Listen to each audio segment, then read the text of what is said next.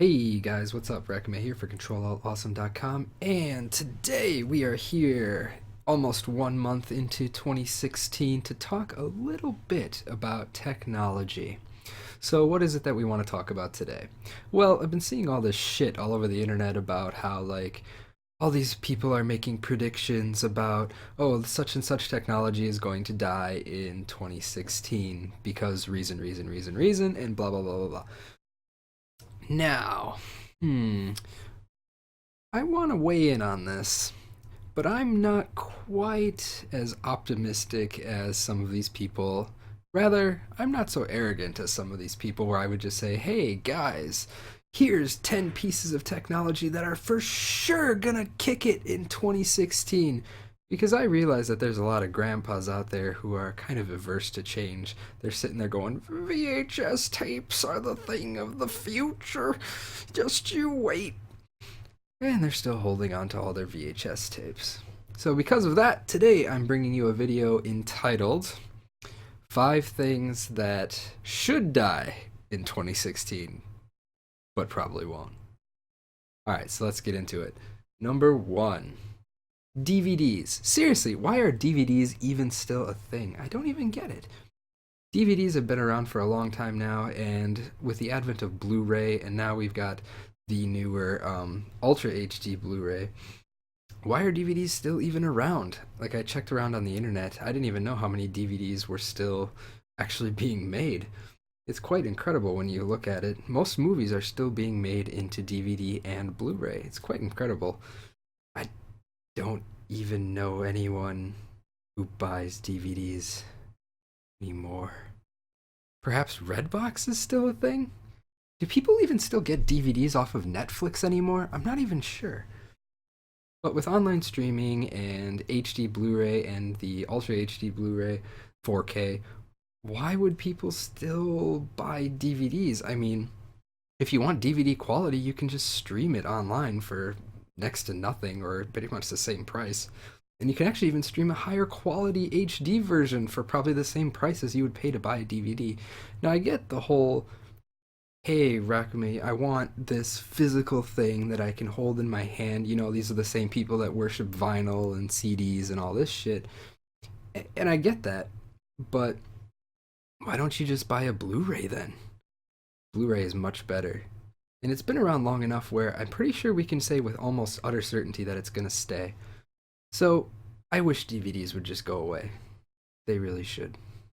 CDs probably should too, but they won't because people like holding things. Number 2, Windows Phone. All right, so it's kind of cool to pick on Windows Phone, right? Like oh, you wanted to play with the big boys, you wanted to beat Android, and you wanted to beat iOS, but you never had a shot. But Windows Phone was good. It was. I mean, it was really good. I actually switched from iOS. I had the iPhone 3G, which I broke, and then I decided when my contract was up to switch, and I picked up one of the HTC Windows phones, and I loved it. It was great. I actually loved the interface. It was really smooth. It was great. I hadn't discovered Android yet. I'd never played with an Android phone, so I didn't know how great Android was. So maybe that has something to do with it. But I loved the Windows Phone. The only thing that I didn't love was that there was no apps for it. And because of that, I just couldn't hold on to it. And I ended up getting my first Samsung device. And I ended up buying the Samsung Galaxy S3. And that was my introduction to Android. And now, having touched Android, I could never go back. So, knowing what I know now, it seems so obvious that Windows Phone should just die. I mean, it has almost no market share at all, but still, some people are using it. Microsoft is still pushing it.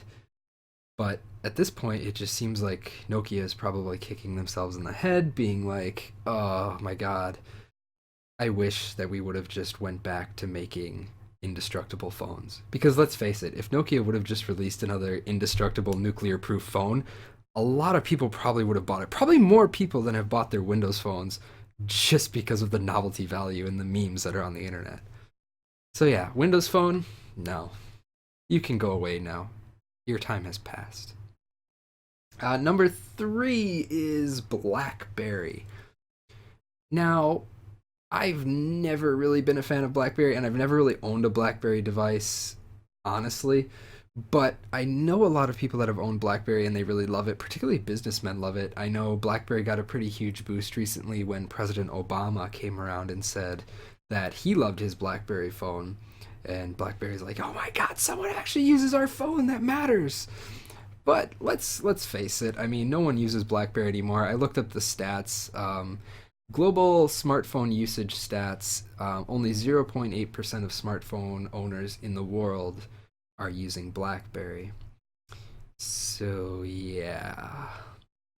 I mean, BlackBerry was pretty good back before smartphones were really a thing. Back before the original iPhone came out, BlackBerry was kind of a step up because all you really had was these flip phones, and you're trying to send text messages on these little flip phones, and it sucks ass because you have to like type one three times to get the letter C, and it was, or sorry, two three times to get the letter C, and it takes an eternity to text message that way. Whereas now we have smartphones with the touch keyboards, and it's really great.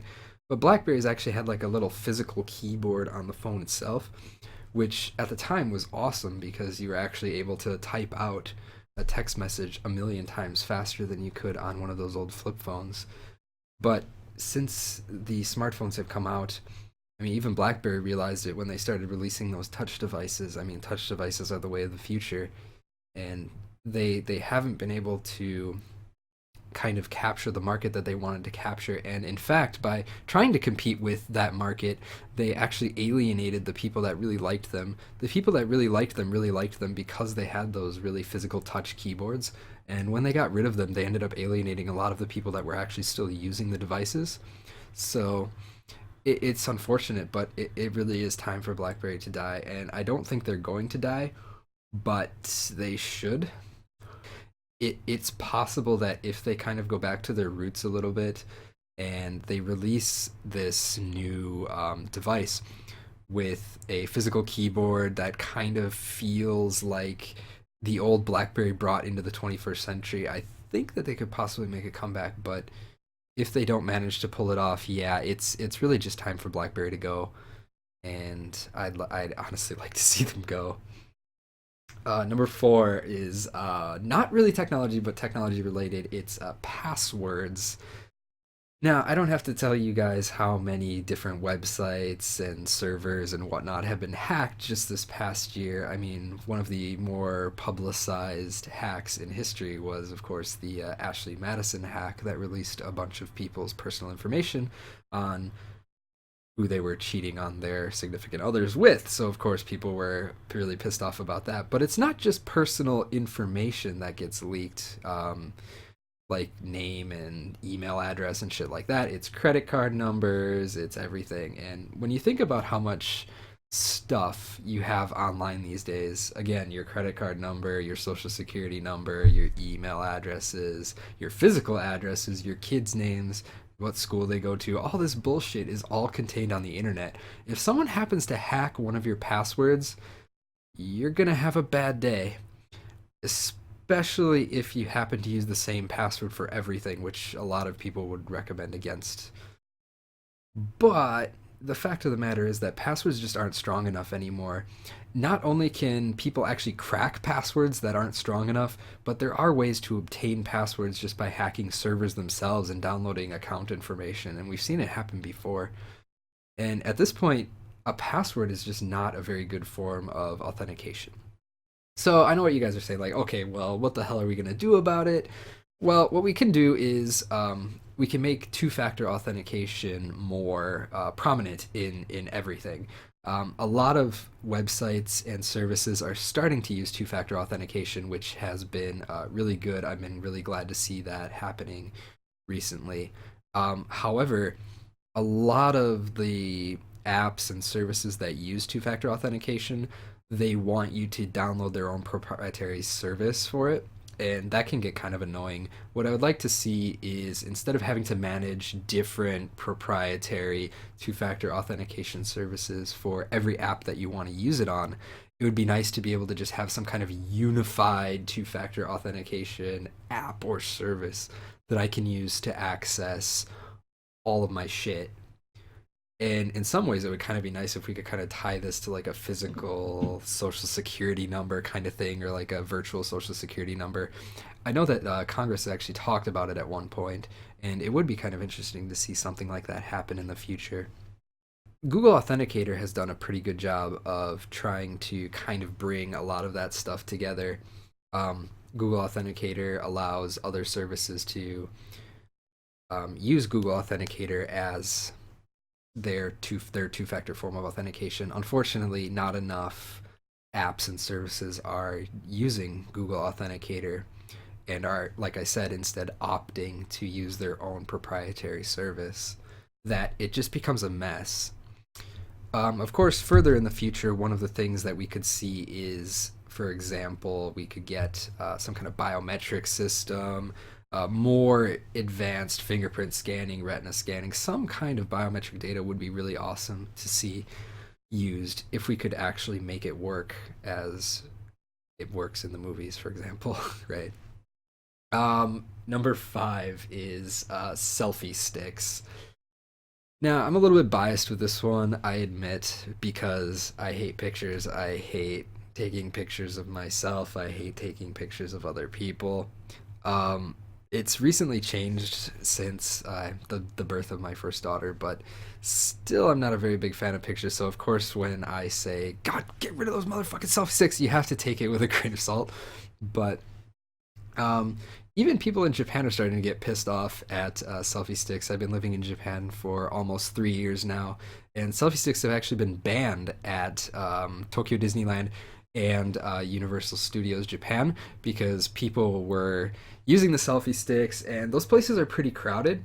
So, like, seriously, you have not seen crowded until you've been to like Universal Studios Japan on a weekend. People that were like extending the selfie sticks to take a picture, they were of course hitting other people and or staff members with them, possibly children. And so they just said, okay, like that's enough, we have to get rid of these fucking selfie sticks. So they outright banned them, and you're no longer allowed to use them in the parks. Not only that, but they've actually banned selfie sticks on train platforms. Now, okay, now I know that this sounds really, really obvious. Like, you don't want to be using a selfie stick on a train platform. But, like, it's. I wish I had a picture of the sign, but I don't. But they have, like, this sign that's hanging in the train station right before you get on the platform that says no selfie sticks, and it has like a picture of a guy holding a selfie stick up and like is about to fall onto the train platform like while the train's coming and is gonna hit him, right? So yeah, not a great idea to use selfie sticks on a train platform, because not only could you possibly, like, if you're stupid enough to use it on the edge of the platform, you could fall back, but it's also possible that you could smack someone else and knock them into the train platform, so, or off the train platform, so that would be really, really bad as well. But selfie sticks are really just, not only are they obnoxious and stupid, but they're dangerous, so we need to get rid of them, right? Just look at Japan. Japan has done good in this regard. All right, guys. I hope you liked my picks for tech that should die in 2016. If you liked the video, please give us the old thumbs up. Please subscribe and check out some of our other videos. We're going to be doing a lot more videos like this really soon now that I've got my setup and everything worked out. So I hope you guys liked it, and stay tuned and look forward for more videos. See you guys next time.